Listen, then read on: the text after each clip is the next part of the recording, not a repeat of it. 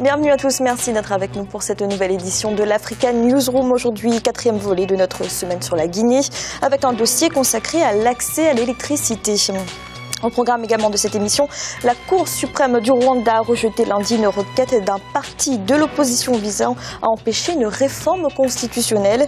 Et en Côte d'Ivoire, 4 candidats à la présidentielle ont signé ce mercredi un code de bonne conduite. Et pour nous accompagner pendant cette émission, Maïs Moussi, vous êtes consultant bancaire, bienvenue. Bonjour. Et avec nous également nos éditorialistes, Alfred Chango, bienvenue. Merci Fanny, heureux de vous retrouver sur ce plateau et puis à mes très chères téléspectatrices aussi, merci de leur accueil. Et Jean-Marie Bicquemont, bienvenue. Bonsoir Fanny, bonsoir à tous nos chers téléspectateurs. Tout de suite, l'actualité du jour.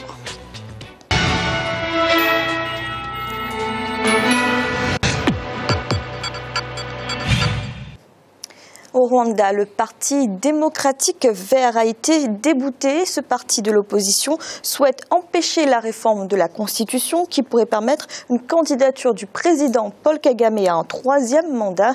La Cour suprême a rejeté la requête. Un reportage de notre correspondant Oliva Diagota. Cour suprême du Rwanda juge constitutionnel le processus entamé pour réformer la loi fondamentale du pays. La plus haute juridiction rwandaise s'est basée non seulement sur certains articles de la Constitution, mais aussi sur la Charte africaine de la démocratie pour rendre ce verdict le 8 octobre 2015 à Kigali. Les sages ont donc donné raison au gouvernement rwandais au détriment de la formation de l'opposition, le Parti démocratique des Verts. Lorsqu'on gagne un procès, vous savez, lorsque vous présentez les arguments, c'est votre œuvre. C'est votre recherche et quand cette œuvre est acceptée par les éminents juristes, les éminents juges, vous ne pouvez être que content. Le processus de la réforme de la Constitution se trouve à un état avancé. La conférence des présidents se penchera bientôt sur cette question. Après cette étape, le Parlement se prononcera sur la tenue ou non d'un référendum. Mais le Parti des écologistes compte s'opposer à cette réforme dans les urnes. Le Rwanda ne compte pas que 4 millions de personnes favorables à un amendement de la Constitution. Il y a beaucoup d'autres qui ne sont pas d'accord avec ce changement. Désormais, notre stratégie sera de mener une véritable campagne pour que le non l'emporte lors d'un éventuel référendum. Rappelons que l'article 101 de la Constitution du Rwanda limite actuellement à 2 le septennat présidentiel. Le président Paul Kagame, élu en 2003 puis réélu en 2010, doit logiquement céder son fauteuil dans 2 ans.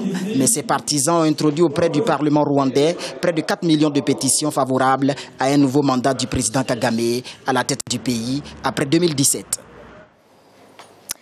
Alfred, cette décision de la Cour suprême du Rwanda était-elle prévisible ? Absolument prévisible, Fanny, il n'y a rien d'étonnant là-dedans. Bon, on dira le jeu judiciaire a joué, le Parti vert a porté recours devant la Cour suprême, la Cour suprême a tranché et a décidé effectivement que le recours qui a été déposé ne reposait sur aucun fondement juridique valable. Bien, mais de l'autre côté, on peut se poser la question sur l'indépendance de la Cour suprême, c'est-à-dire que les magistrats ont été nommés par Kagame et que donc ipso facto on peut imaginer qu'ils peuvent pas aller à l'encontre justement de la décision qui a été prise après moult sollicitations de la population rwandaise par le parti au pouvoir. Évidemment, comme l'opposition au Rwanda est réduite à la portion congrue, parce que le grand parti d'opposition de Victor Ingabire est suspendu, donc là le Parti vert n'est que réduit à la portion congrue, donc on peut dire effectivement que oui, c'est une justice qui me laisse un peu perplexe, mais enfin, c'est une décision de la justice qui a été prise, ben bon, on va la respecter. Jean-Marie, d'après le président de la Cour suprême, aucun article de la Constitution n'est immuable. La requête déposée par le Parti démocratique vert n'a aucune base légale, c'est ce qu'il ajoute. Qu'en pensez-vous de cet argument ? Je pense que le problème qui nous préoccupe, c'est-à-dire on peut avoir une double lecture dessus, soit on a une lecture actuelle. On se dit que bon, il y a une constitution qui est en place, il faut pas la toucher. Et je pense aussi que sur ce plateau, nous avons souvent dit que bon, une constitution c'est pas quelque chose d'immuable. Une constitution, elle est dynamique, elle suit le jeu, l'environnement, le mouvement de la société. Elle doit plus ou moins, si vous voulez, coller là-dessus. Donc la première lecture peut être une lecture de constitutionnaliste que je ne suis pas, que j'emprunte un peu, c'est-à-dire à savoir là, une constitution est en place, on doit la remplacer jusqu'au bout. Donc, à partir de là, vouloir se représenter pour une troisième fois, c'est contraire, si vous voulez, à cette constitution-là. La seconde lecture serait la suivante, c'est qu'on se dirait, bon, pour modifier une constitution, qu'est-ce qu'il faut dans tous les États du monde? C'est qu'il y ait une réunion, comment dirais-je, du Parlement, que le Parlement, si vous voulez, porte son assentiment. Si on a cette seconde lecture, là, on se dira que, bon, il est tout à fait logique, dans la mesure où vous avez une majorité du peuple, entre guillemets, bon, je ne parle pas des conditions dans lesquelles ça a été effectué, si vous voulez, bon, le fameux référendum, s'entend bien sûr. Si on a cette lecture-là, on va se dire que, bon, étant donné que vous avez la majorité de la population rwandaise qui est pour reconduire son président actuel en exercice pour un troisième mandat, bon, quid de ça? Bon, mais maintenant, dans l'absolu, bon, nous savons tous qu'en 2010, l'Union africaine a posé sur la table une charte qui interdisait pratiquement à tous les États africains de retoucher les constitutions pour pouvoir reconduire les présidents qui sont en place. Donc vous voyez, c'est un problème qui est assez complexe. Chacun se prendra, si vous voulez, bon, ce qui lui semble être le plus pertinent par rapport à sa position personnelle. Maïs, que pensez-vous de la situation rwandaise où il y a carrément une adhésion parlementaire autour du président Paul Kagame, qui est peut-être différente des autres pays africains qui connaissent la même question en ce moment, le même questionnement? L'adhésion parlementaire s'explique déjà par le fait que généralement, autour d'un président de la République, il y a une majorité. Et donc cette majorité, ne serait-ce que parlementaire, a pour habitude effectivement de soutenir le président en fonction. Je suis beaucoup plus mitigé sur l'assentiment des Rwandais sur la modification constitutionnelle. Parce que comment on peut mesurer cet assentiment autrement que par le référendum? Il n'y a que par un référendum organisé dans des conditions libres, équitables et justes qui permettraient de savoir si les Rwandais sont, oui ou non, favorables à la modification de la Constitution. Sur le principe, la Cour suprême a raison, une Constitution, ça se modifie. Sur la valeur, j'ai tendance à penser que les chefs d'État qui profitent, lorsqu'il leur reste 1 an, 2 ans de pouvoir pour modifier la Constitution et pour s'éterniser au pouvoir, disons-le, ce n'est pas un bon signal pour l'Afrique. Le président Obama a fait une tournée encore il y a quelques mois sur le continent où il disait « il faut peut-être qu'on arrête de changer les règles du jeu pendant le match ». Le président Kagame, comme les autres sur le continent qui sont confrontés à cette situation, ont été élus avec des constitutions qui disaient qu'ils devaient avoir des mandats renouvelables une fois. Et ils les ont acceptés. Je ne comprends pas que pour tous ces chefs d'État, c'est jamais au premier mandat qu'on modifie la Constitution. C'est toujours au deuxième, lorsqu'on arrive à un blocage, qu'on se lance dans une entreprise de modification de la Constitution. De ce point de vue, je pense que ce n'est pas un bon signal et on devrait peut-être essayer de s'aligner sur ce qui se fait dans le monde occidental de façon à ce qu'on n'ait plus de conflits sur ces sujets. Merci. Dans l'actualité également, en Côte d'Ivoire, la campagne électorale pour la présidentielle débute ce vendredi. Une plateforme de la société civile a conçu une charte de bonne conduite dans l'objectif d'un scrutin apaisé. Sauf que sur les 9 candidats en lice, seuls 4 ont approuvé le document. Deogrâce Espodo.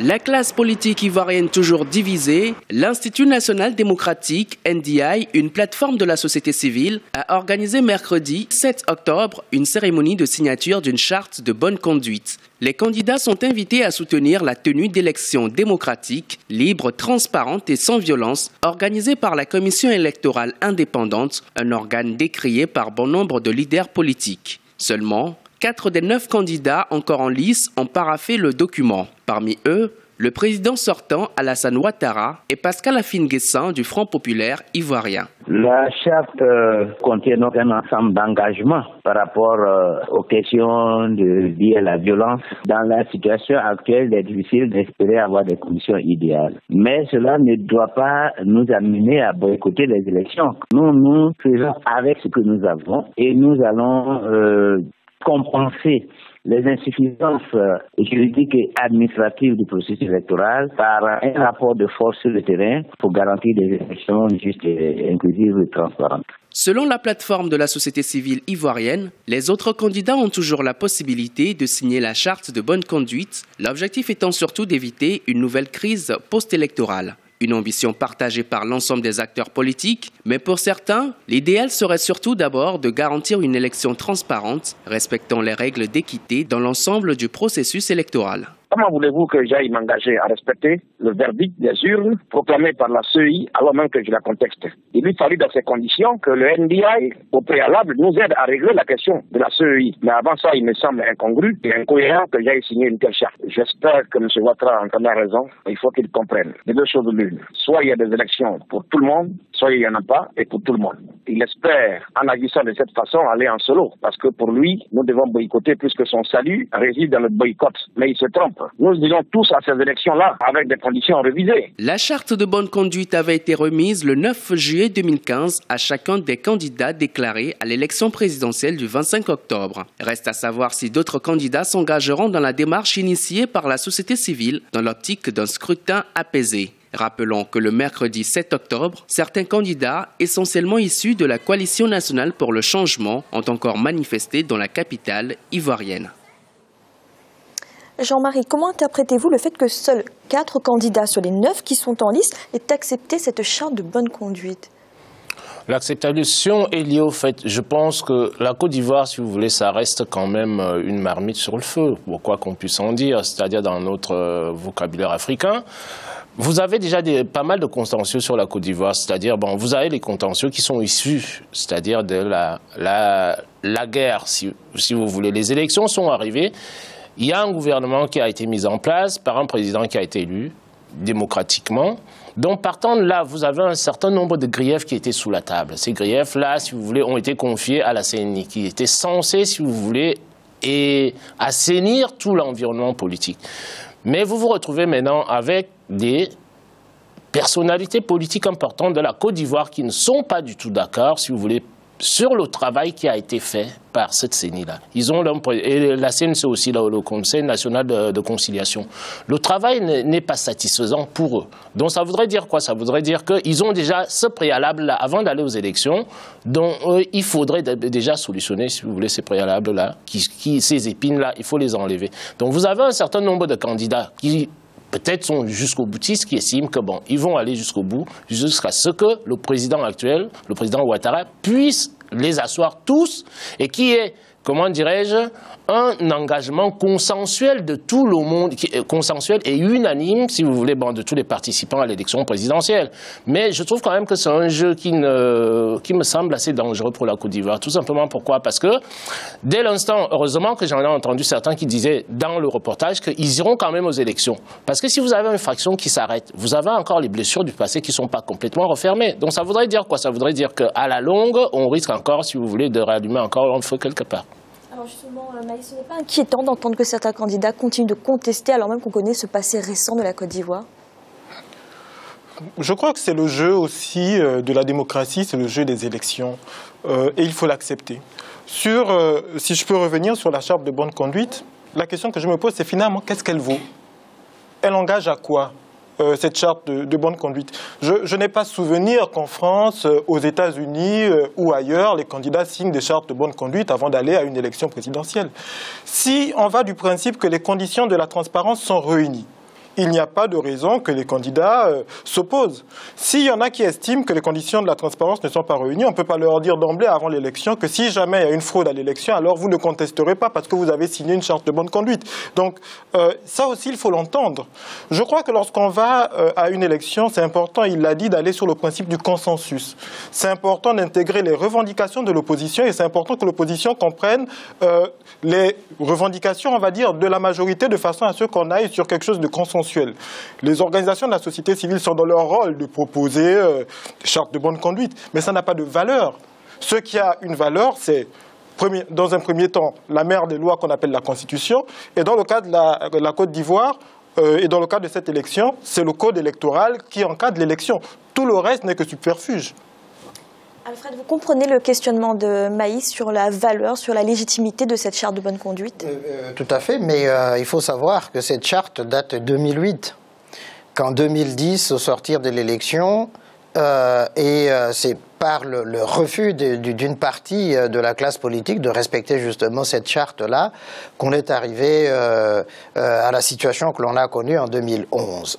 Ça voudrait dire effectivement que là, ceux qui ont, la société civile naturellement, mais l'ONUCI et tous les autres partenaires qui ont participé à cette table ronde-là, ont été unanimes à corriger les errements de la charte telle que conçue en 2008. Et que donc, aujourd'hui, les candidats qui ont accepté de signer cette charte-là donnent une garantie. Et c'est vrai, effectivement, que s'il y avait des conditions de transparence, etc., mais je dis, Maïs l'a rappelé, hein, la loi électorale permet justement les contestations. Il y a le contentieux qui est inscrit dans la loi électorale. Donc, le code de bonne conduite n'est qu'un instrument de plus pour amener les candidats à respecter au fond les règles du jeu une fois que l'élection sera engagée.